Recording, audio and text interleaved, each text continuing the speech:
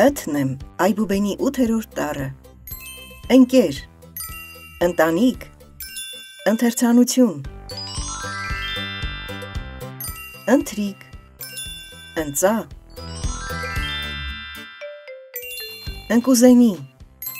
ընկույզ, ընկնել, ընդեղեն, ըմբիշ, ըմբշամարդ, ընձուղտ, ընձառյուծ,